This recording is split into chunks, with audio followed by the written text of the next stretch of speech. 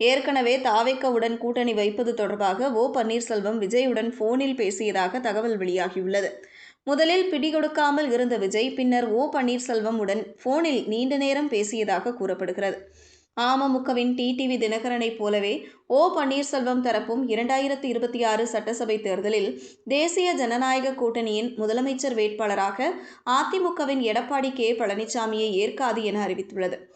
சமீபத்தில் சென்னை வேப்பேரியில் நடைபெற்ற ஓ பன்னீர்செல்வம் தலைமையிலான மாவட்ட செயலாளர் கூட்டத்தில் யாருடன் கூட்டணி வைக்க விரும்புகிறீர்கள் என மாவட்ட செயலாளர்களிடம் ஓ பன்னீர்செல்வம் சார்பாக கருத்து கேட்கப்பட்டது. இதில் 2 ஆப்ஷன் கொடுத்து கருத்து கேட்கப்பட்டதாக கூறப்படுகிறது.